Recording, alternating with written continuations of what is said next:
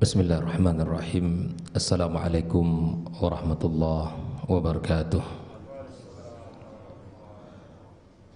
Alhamdulillahi rabbil alamin.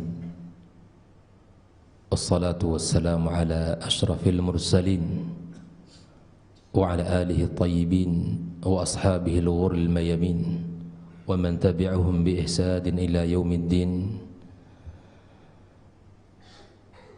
Amma ba'd. Ikhwani wa akhwati fid din, kaum muslimin dan muslimat rahimakumullah.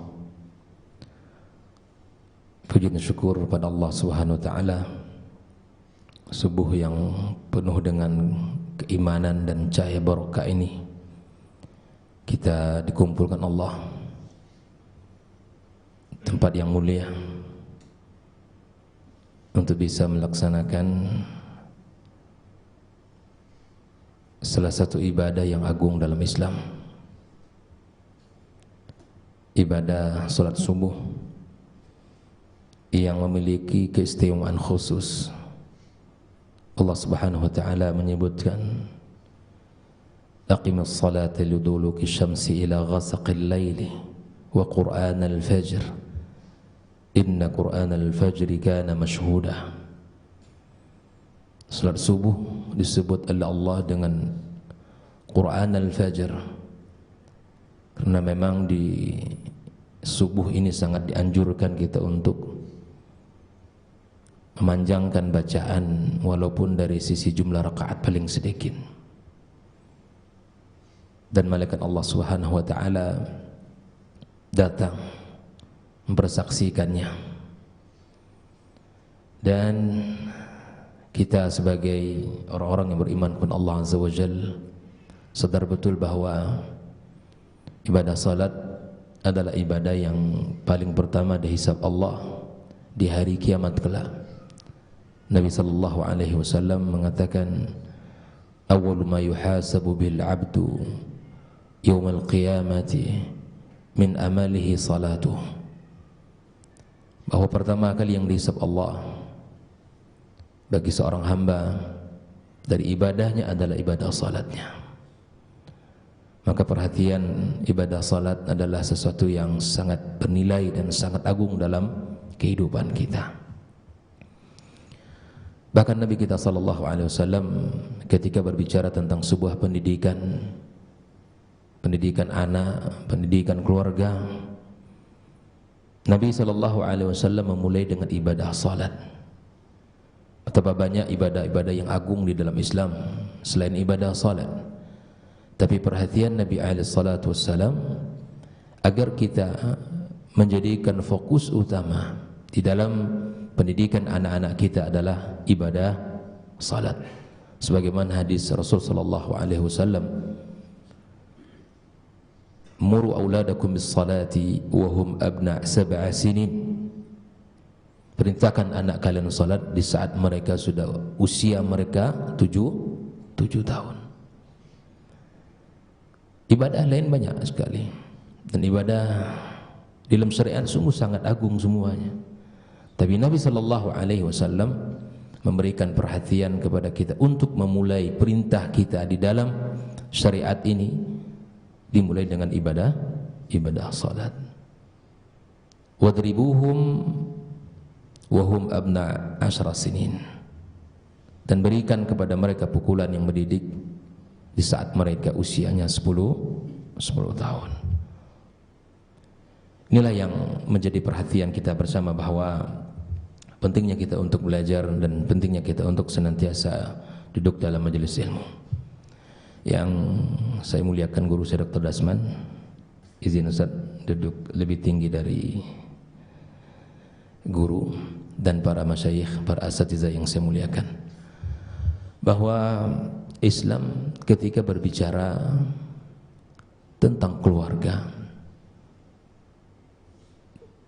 adalah pembicaraan yang sangat agung, pembicaraan yang sangat luar biasa, bukan pembicaraan sebelah mata atau titik hitam di ujung kuku kita, bukan perkara yang sepele.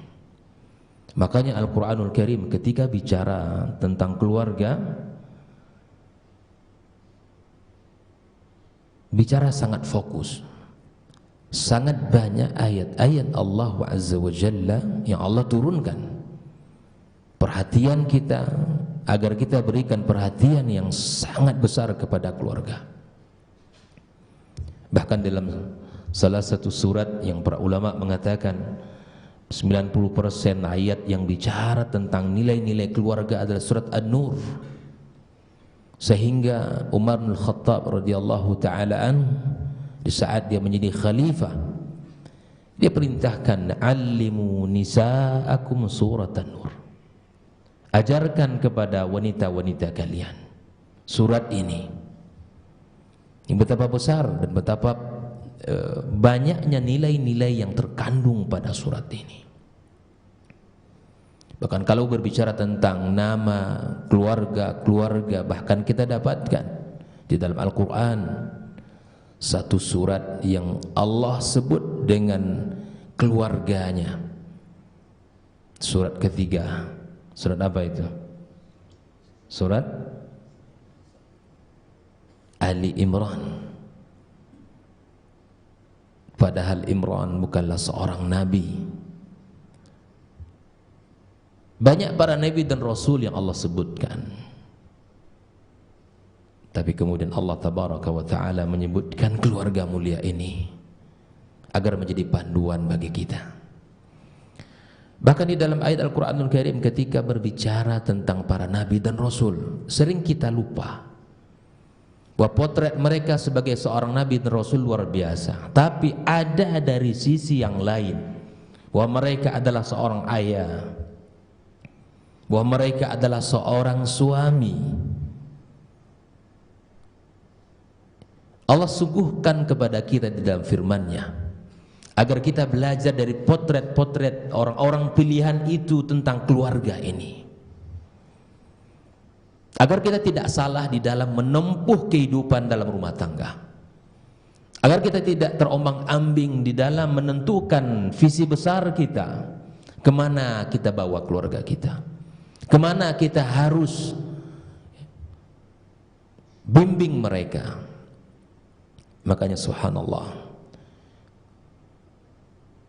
Al-Quranul Karim berbicara tentang keluarga sungguh sangat besar, namun perhatian kita terkadang tidak seimbang dan tidak sejalan dan seiring dengan besarnya perhatian ayat Allah terhadap keluarga itu.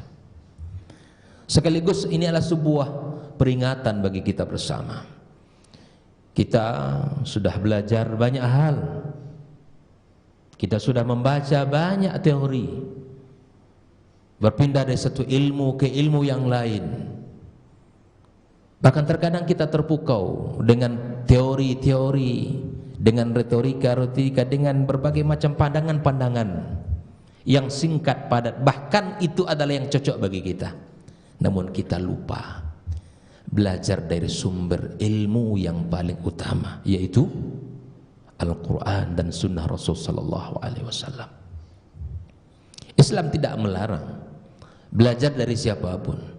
Dan Islam sangat menghargai ilmu, tapi jangan sampai kita lupa bahwa untuk perkara keluarga ini kita belajar kepada yang lain, kepada teori, kepada sebuah penelitian yang terkadang lebih kita percayai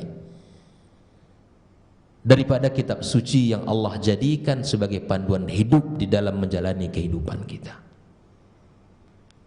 Al-Quran, kurikulum yang telah Allah turunkan kepada umat ini dan telah membuktikan kebesarannya.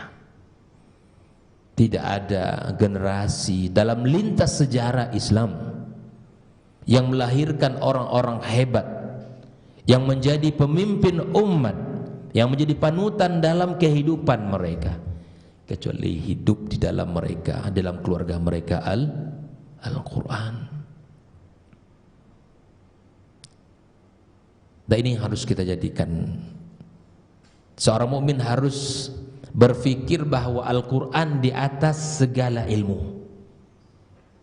Al-Quran menjadi sumber utama di dalam apa saja.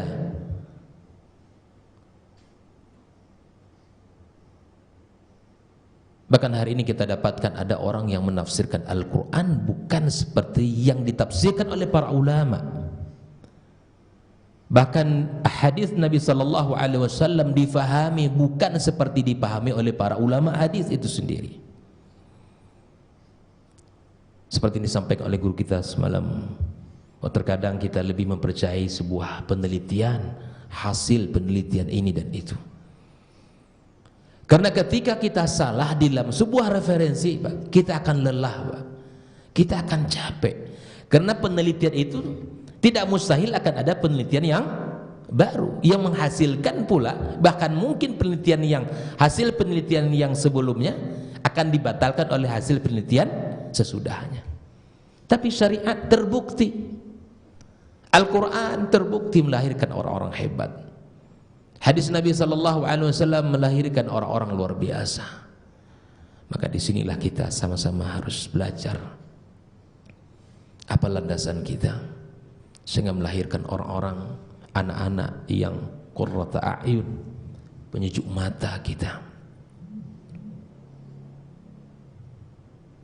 Kenapa Nabi Zakaria alaihi salam bertahun-tahun berdoa kepada Allah, meminta agar diberikan anak kepadanya, agar diberikan anak-anak yang baik, anak-anak yang menjadi penerus daripada perjuangannya. Yarithuni wa yarithu min ali Yaqub, itu doa dia. Dia khawatir terputus kebaikan yang ada padanya ini. Kebaikan nggak boleh terputus, Pak. Apa yang sudah kaum muslimin, para ayah lakukan, buat, itu harus ada orang yang melanjutkannya, agar kebaikan yang ada sama kita ini terus akan mengalir kebaikan kita kepada kita walaupun kita telah tiada. Kalau dalam sebuah kitab hadis ada namanya kitab musnadnya. Kitab musnad. Kitab musnad itu banyak, tapi paling terkenal adalah kitab musnad Imam Ahmad.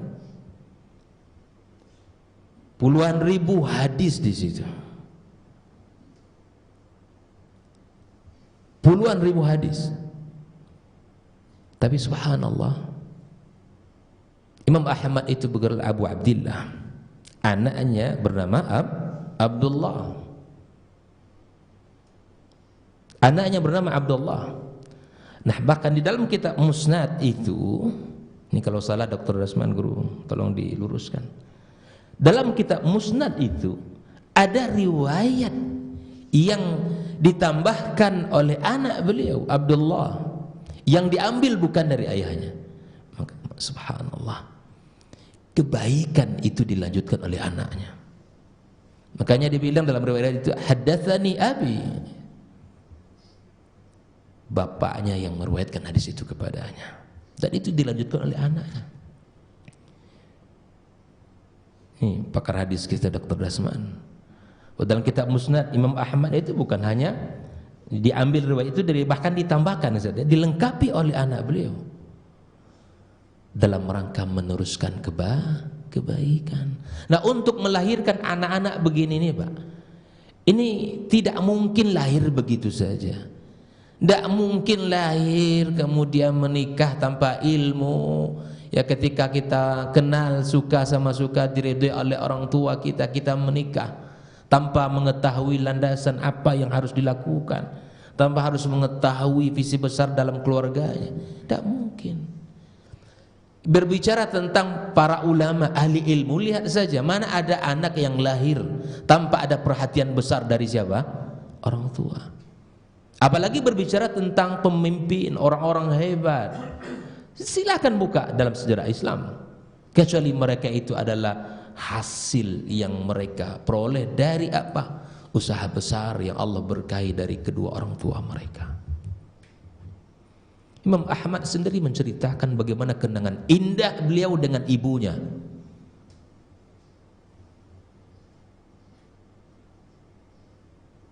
Ini para ummahat dimanapun yang mendengarkan kajian kita ini, bagaimana Imam Ahmad menceritakan kenangan indah dia bersama ibunya. Sebelum anaknya bangun telah disiapkan air untuk wudu. Kemudian diberikan pakaian. diantar ke masjid, ditungguin itu.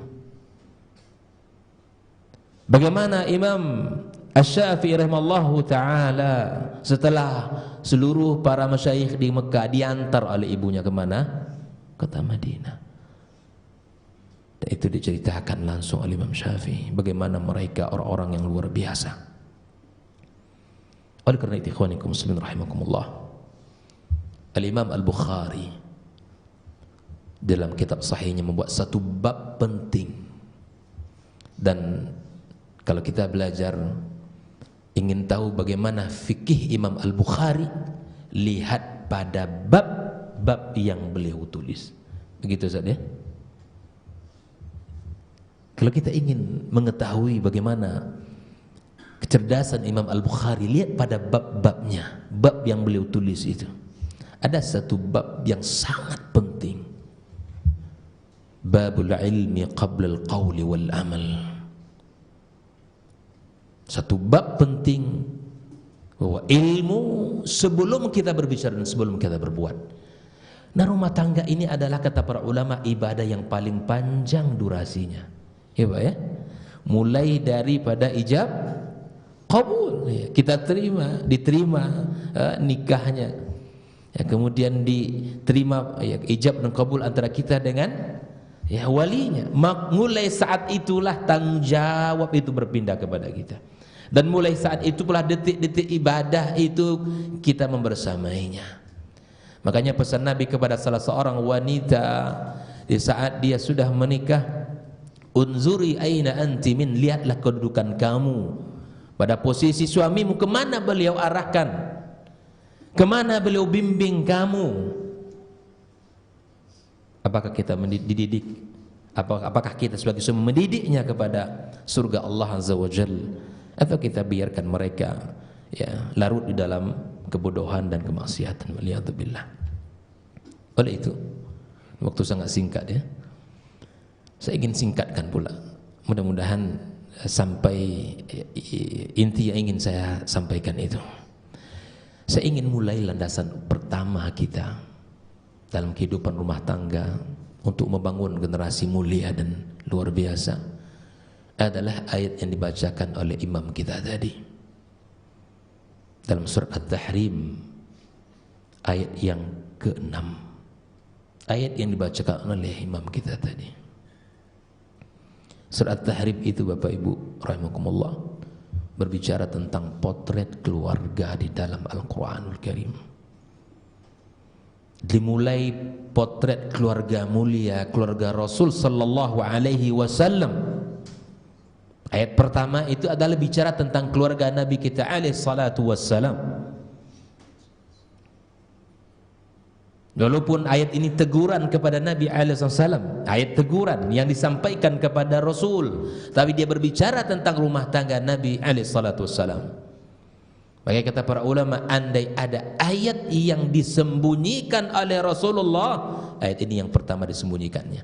Kenapa demikian? Karena teguran keras dari Allah tabaraka wa taala, di mana Rasulullah sallallahu alaihi wasallam mengharamkan sesuatu yang dihalalkan oleh Allah tabaraka wa taala.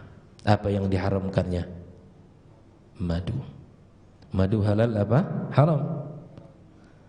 Tapi kalau di madu itu masalah bagi kita ya. Baik, ikhwani kaum muslimin rahimakumullah. Iya. Itu ditegur oleh Allah tabaraka wa taala, tapi tidak disembunyikan oleh Nabi kita sallallahu alaihi wasallam. Baik, itu yang pertama. Saya katakan. Keluarga yang kedua yang dibicarakan oleh Allah dalam surat ini adalah keluarga Lut dan Nuh alaihi wassalam. Ini potret keluarga yang suami baik, tapi Allah uji dengan istri yang tidak baik. Setelahnya ada keluarga yang ketiga kaum muslimin, yaitu keluarga di mana kebalikan dari keluarga tadi. Istrinya yang baik, suaminya tidak, yaitu keluarga siapa? Firaun. Ini ujian semua. Sehingga dalam ayat tadi kita dapatkan bagaimana doanya istri Firaun itu hidup dalam kemewahan istana, semua ada. Tapi apa doanya? Allah bangunkan bagiku rumah di dalam surga. Bahkan dia berkata, wa najjini min fir'auna wa amali. Siapa Fir'aun itu? Suaminya. Kalau istri sudah minta perlindungan kepada Allah agar diselamatkan dari suaminya, berarti tanda ya. Jadi jangan-jangan dalam doa istri kita malam-malam menangis. Jangan bahagia dulu, tanyakan. Jangan-jangan dia minta berlindung kepada Allah. Bahagia. Nah, ini qurrata a'yun istri saya ini gitu. Tanyakan. Kenapa menangis? Jangan dia minta berlindung kepada Allah Azza wa Jalla dari keburukan kita. Ikhwani kaum muslimin. Dan keluarga yang keempat adalah keluarga mulia, yaitu keluarga Imran. Allah puji Maryam dengan luar biasa. Wa kanat minal qanitin. Kata para ulama bahwa di antara ibadah wakanat, nggak seharusnya mereka wakanat minal qanitat, tetapi Allah katakan pada bab ini wakanat minal qanitin, karena tidak ada yang menandingi ibadah manusia di saat itu kecuali level ibadah Maryam itu seperti level ibadahnya para nabi. Bayangkan betapa keluarga Imran itu luar biasa, orang-orang hebat. Baik, Allah tabaraka wa ta'ala dalam surat Tahrim itu 12 ayat. Di ayat yang ke-6 itu ayat yang berbunyi, ya ayyuhalladzina amanu qu anfusakum wa ahlikum nara. Apapun yang kita kerjakan, apapun cita-cita, apapun yang menjadi fokus kita untuk keluarga kita, maka pahami ini sebagai landasan kita di dalam membina keluarga. Kita bekerja mencari nafkah, ingat ayat ini baik-baik. Kita berusaha untuk membahagiakan, menyenangkan hati anak kita, maka ingat ayat ini baik-baik. Ku anfusakum. Ku sama dengan makna wiqayah, asal kata wiqayah yang artinya juga takwa. Keluarga ini harus menjadi keluarga yang bertakwa, Pak. Keluarga yang beriman kepada Allah Azza wa Jalla, yang menjalankan syariatnya. Makanya Allah katakan ku anfusakum, diri kita dulu yang pertama. Lihatlah kalau ada orang yang membawa rezeki yang haram ke rumahnya, lihat, tengok anak-anak kita baik-baik, tengok keluarga kita, anak yang tidak pernah berdosa, yang tidak tahu apa-apa, mereka orang yang pertama menjadi tumbal perbuatan buruk kita. Nabi sallallahu alaihi wasallam mengatakan lahmun nabata an suhtin fannaru aula bih. Daging yang tumbuh dari sumber yang tidak baik, maka yang paling pertama mendekati itu adalah neraka. Bagaimana mungkin lahir dalam keluarganya orang-orang mulia, orang-orang hebat, sementara sumber yang dimakan dari yang haram.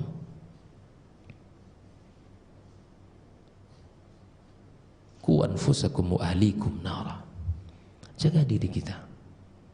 Makanya orang tua kami ini, masya Allah, kayaknya sudah punya para menantu semua ini, atau mungkin yang sedang menunggu hadirnya menantu. Maka tengok baik-baik, Pak, yang datang, yang akan melamar anak kita itu. Bagaimana mungkin kita berharap kepada dia akan menjaga, mendidik anak perempuan kita, sementara untuk dirinya nggak selesai, gitu kan? Makanya qu anfusakum wa ahlikum. Tahapan pertama, urusan dia selesai dengan Allah dulu, akidahnya benar, ibadahnya benar. Kita lihat itu. Jangan asal kaya, asal ganteng. Ada hal yang besar, ada hal yang mesti kita jadikan dalam pikiran kita bersama keluarga kita. Makanya nanti kalau ada laki-laki saleh, jangan dipersulit. Saya pernah mengisi pelatihan ya, anak-anak muda mahasiswa di UIN Suskario itu. Ya. Saya tanya, antum semua pengen menikah enggak? Pengen, Ustaz. Kenapa belum menikah? Karena sudah semester 8, bahkan semester 9. Karena satu yang tidak bisa kami jawab sekarang ini, Ustaz. Kira-kira pertanyaannya apa kira-kira? Hah? Tadi malam guru kita sudah menyampaikan. Hah? Apa? Naam. Di mana kerja? Berapa? Berapa gaji? Itu. Ini boleh, Pak. Bukan sekali tidak boleh. Boleh. Tapi jangan jadikan yang paling depan. Yakin, Pak, kalau rezeki itu siapa yang nanggung? Allah. Apalagi bersamanya iman, bersamanya Al-Quran. Ya Allah, Allah takkan pernah sia-siakan mereka itu. Yarfa'illahu alladhina amanu minkum walladhina utul ilma darajat. Janji Allah. Janji Allah itu. Maka ikhwanikum muslimin rahimakumullah, kita lihat, jangan yang cocok hanya rekeningnya saja di hati kita, jangan cocok penghasilan saja, tapi lihat bagaimana penampilannya, lihat akidahnya, lihat akhlaknya, bagaimana muamalahnya. Bukankah Nabi SAW di saat mengatakan kepada para wali, ya kan, idza ja'akum man tardawna, apa yang pertama syarat laki-laki yang harus kita terima itu apa? Hah? Apa? Din, agamanya. Itu kata Nabi, bukan hartanya, bukan tampangnya, bukan paras wajahnya, tapi lihat agama. Ini kalau kita ikut nasihat Nabi, insya Allah selamat. Setelah agama, apa yang kedua? Khuluq. Bukankah akhlak itu bagian dari agama? Iya. Tapi penekanan akhlak itu penting dalam rumah tangga. Sehingga ada sebuah kisah seorang laki-laki yang datang kepada Al-Hasan Al-Basri, ingin meminta nasihat. Dia kebetulan punya anak perempuan, beberapa orang anak perempuan. Wahai imam, kepada siapa saya nikahkan anak perempuan saya ini?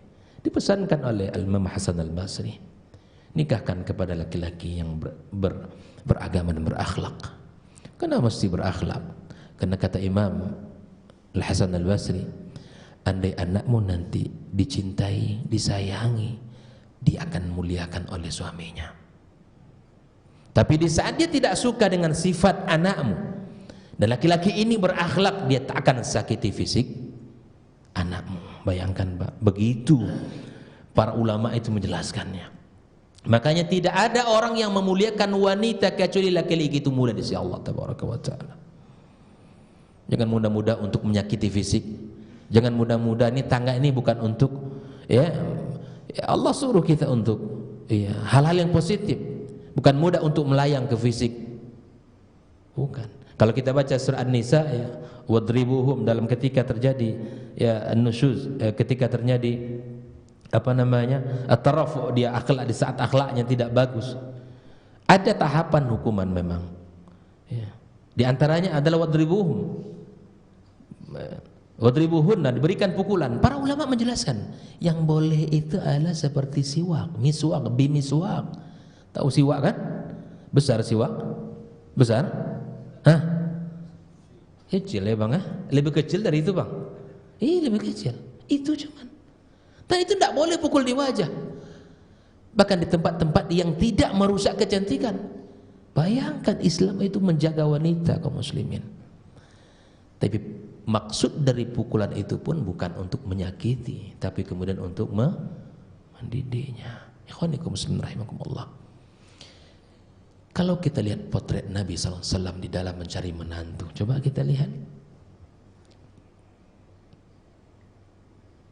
Zainab memang dinikahkan Abul As, dan itu dinikahkan di saat sebelum Islam atau syariat Islam ini tiba. Tapi kemudian setelah syariat Islam, ia dipilih untuk masuk Islam atau tidak.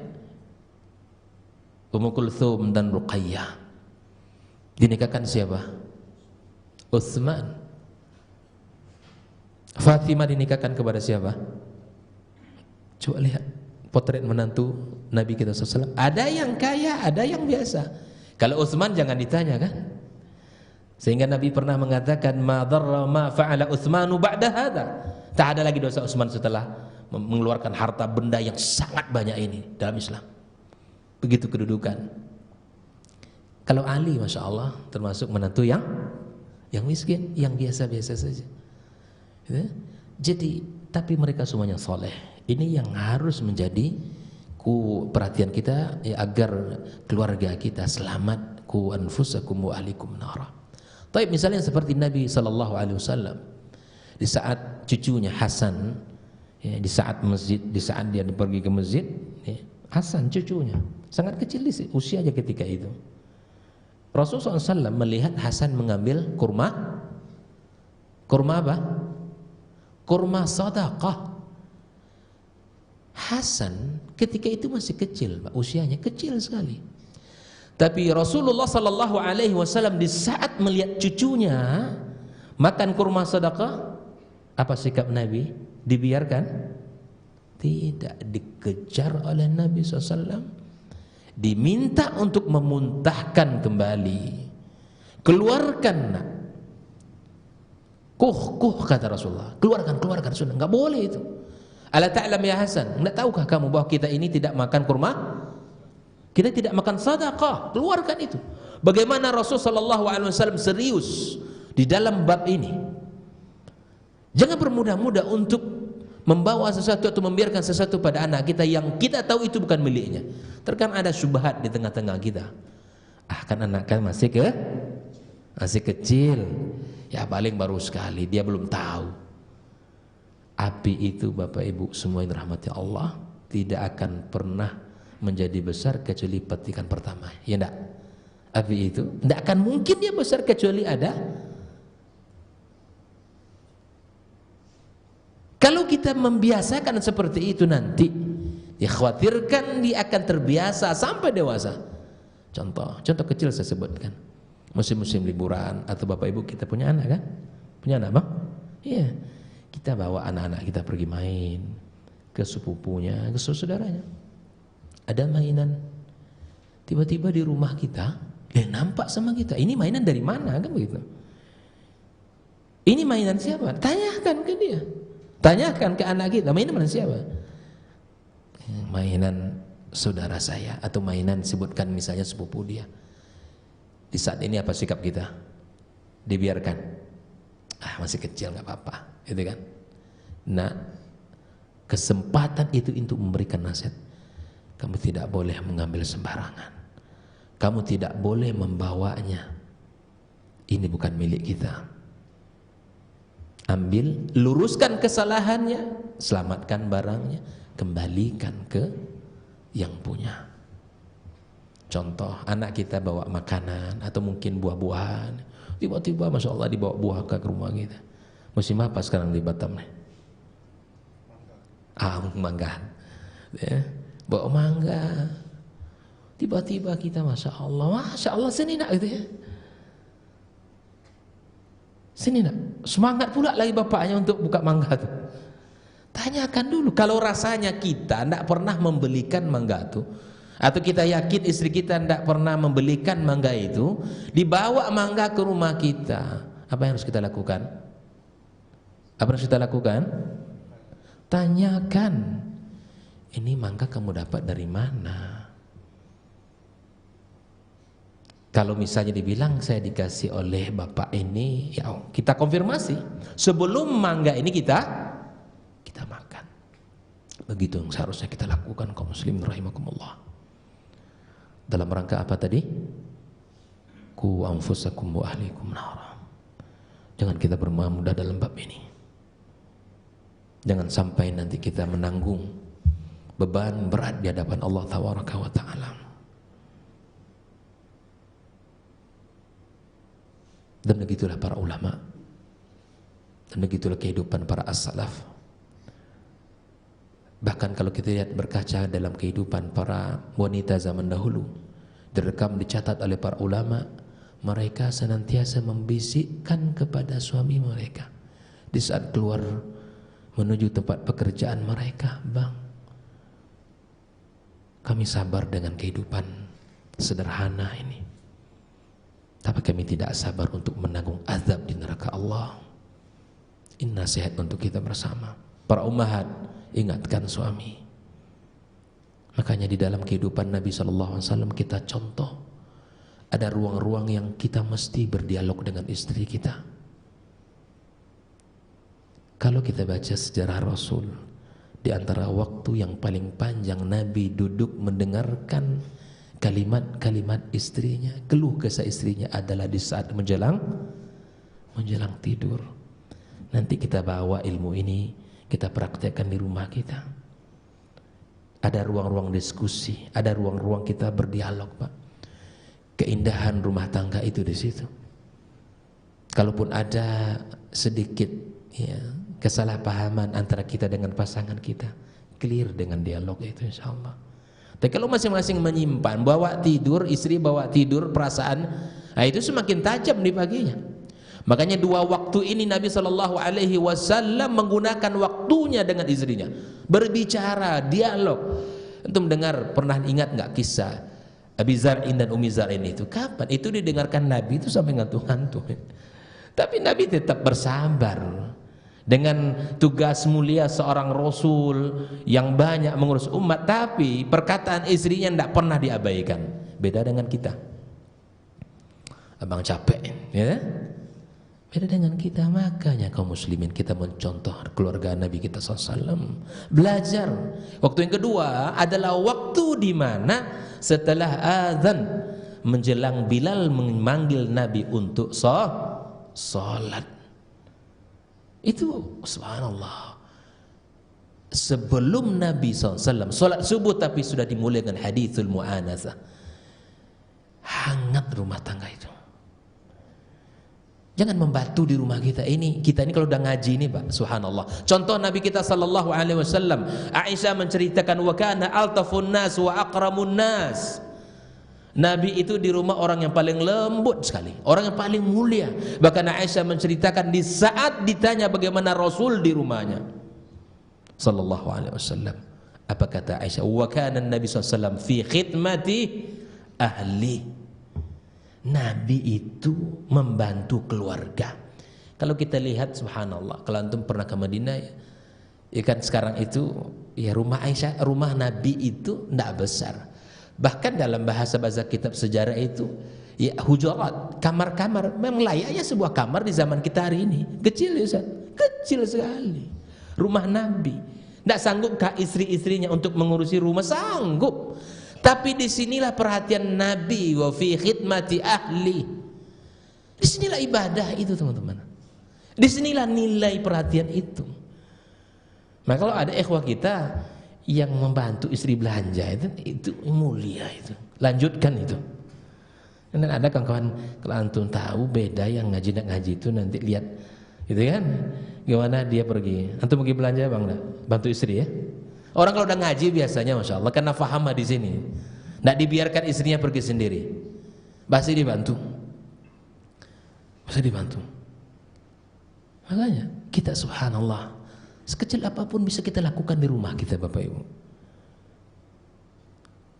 Mengambil sapu itu bukan hina bagi kita itu. Bersihkan rumah itu.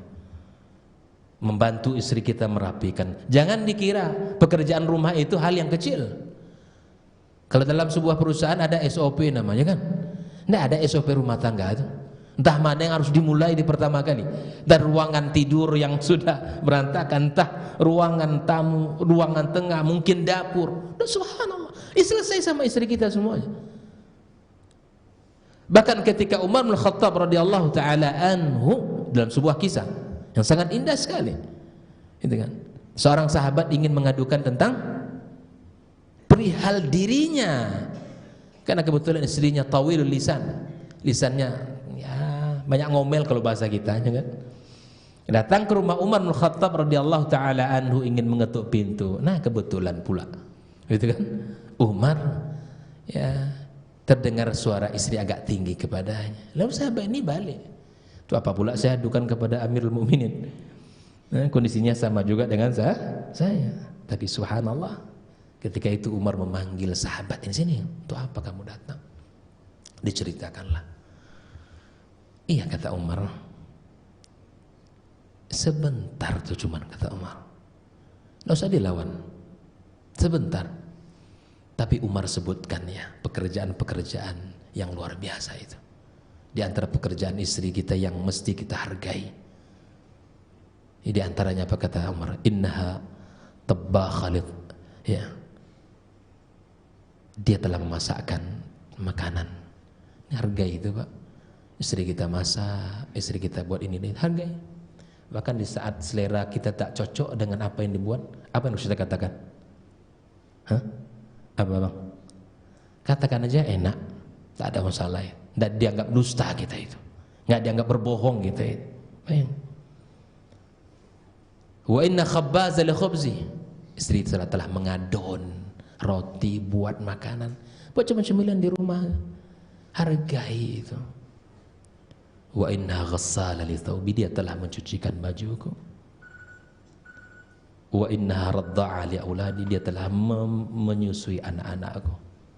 Ini pekerjaan-pekerjaan rumah ya. Masak, buat cemilan, buat roti kan, mencuci, kemudian menyusui anak-anak kita. Kau muslim rahimakumullah. Ini luar biasa ini. Mesti kita hargai.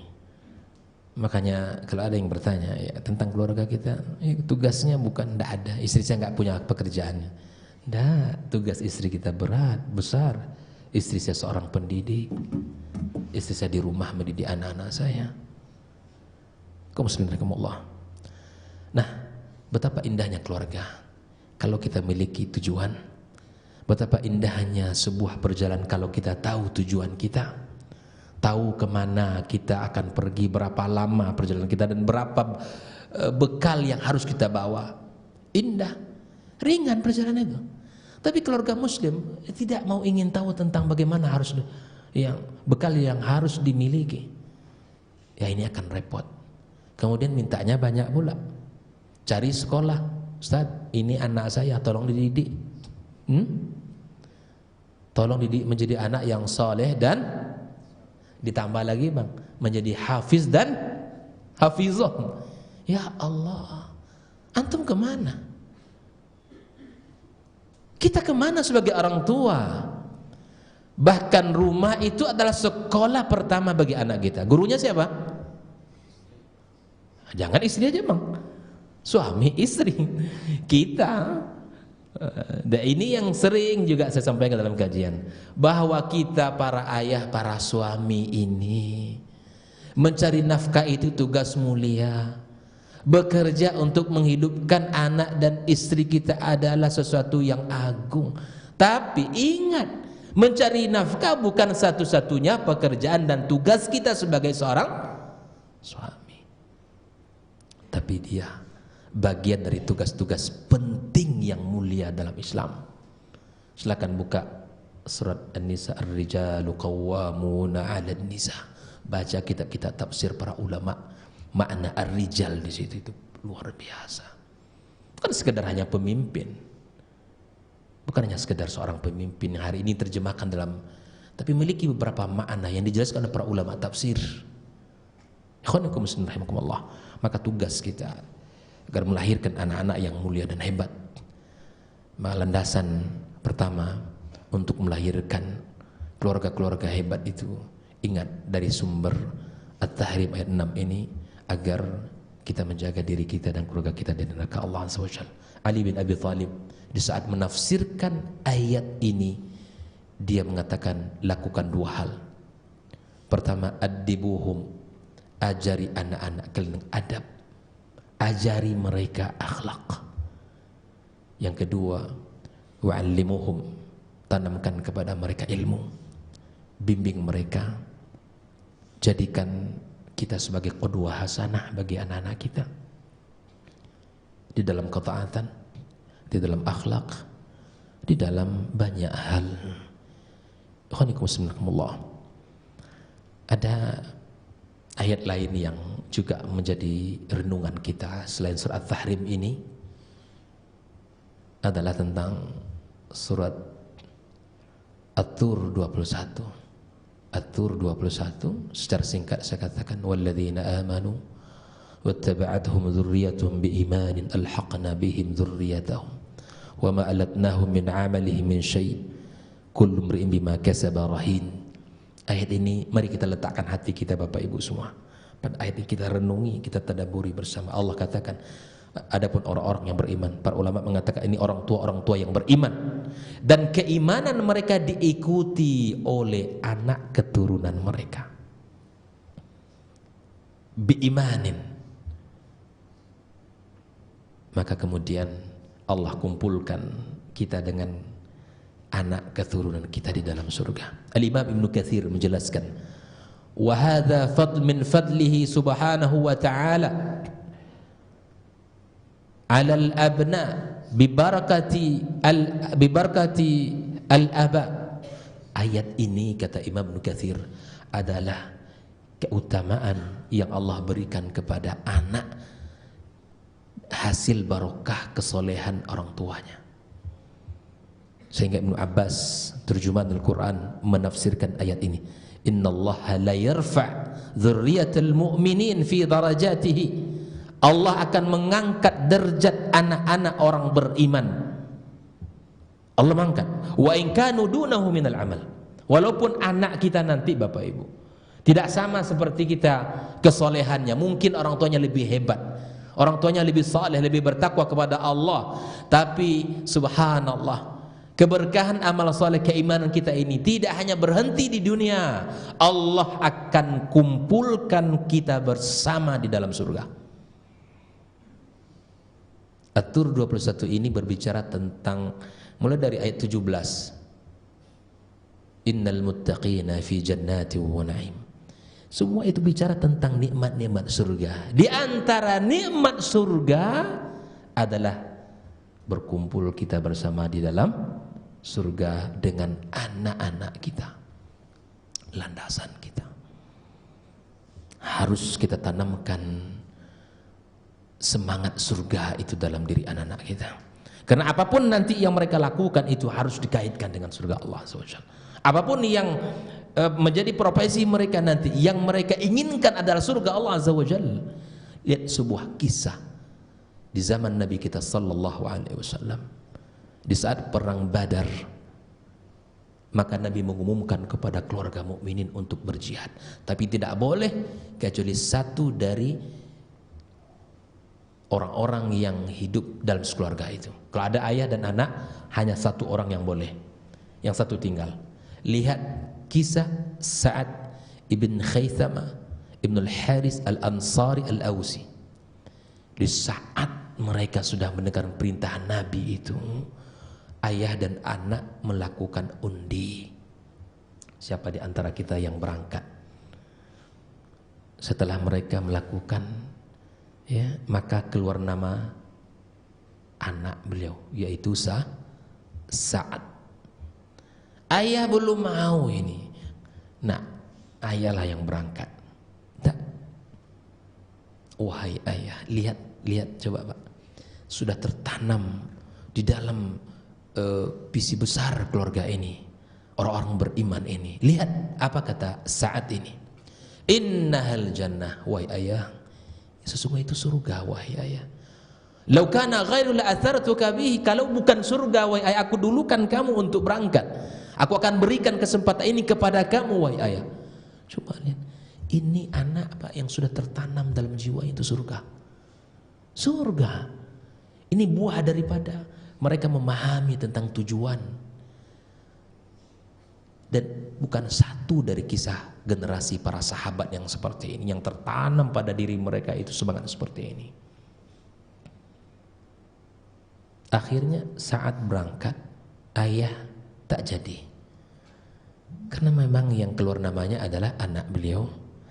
Dan betul-betul saat menemui syahid fi sabilillah, dia terbunuh. Itu membuat ayahnya iri. Lihat dialog ayah dan anak, keinginan untuk mendapatkan surga itu, Masya Allah, nggak mau kalah dia, nggak mau kalah. Dan dialog-dialog ini yang harus kita senantiasa berikan kepada anak kita. Coba kita lihat dialog-dialog kita bersama anak kita, kering. Tidak ada mengait dengan surga. Sementara kita mengatakan rindu surga. Bagaimana akan rindu kita akan surga sementara isi dialog tidak pernah tentang surga? Mana mungkin tertanam dalam diri kita dan diri anak-anak kita? Tidak pernah kita bicara tentang surga, sifat-sifat surga, bagaimana keagungan surga dan keindahannya. Kita kan kalau ingin sesuatu itu karena kita tahu kan, kita tahu keutamaan, keagungan. Ini bicara dalam, coba kita hitung dalam sehari semalam kita, adakah nilai-nilai iman yang kita tanamkan? Adakah dialog-dialog yang membuat anak kita ini pelajaran akan cinta kepada surga Allah Tabaraka wa Ta'ala? Coba kita lihat. Ini pelajaran mahal dari surat Tur untuk kita dan keluarga mukminin tentang sebuah landasan besar keluarga muslim. Kita tidak hanya ingin berkumpul di dunia, tapi kita ingin bersama kembali di surga Allah Azza wa Jalla. Tapi itu tidak mungkin. Syaratnya satu, kata Allah, wa taba'athum dzurriyyatuhum biiman. Iman yang menjadi syarat.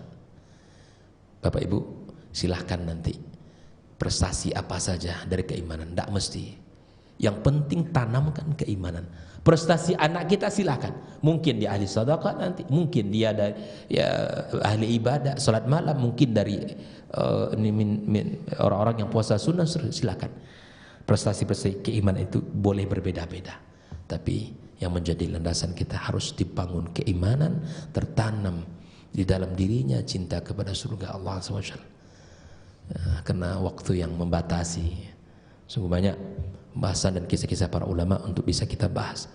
Mudah-mudahan yang sedikit ini bisa menjadi renungan bagi saya dan kita semua, bisa menjadi perbaikan untuk diri kami dan kita semua, sehingga kita betul-betul menjadi orang-orang yang tahu arah tujuan kita dan tahu pijakan kita, untuk apa kita berumah tangga dan untuk apa kita punya anak dan kemana kita harus kita bina anak-anak kita. Wallahu ta'ala alam bissawab.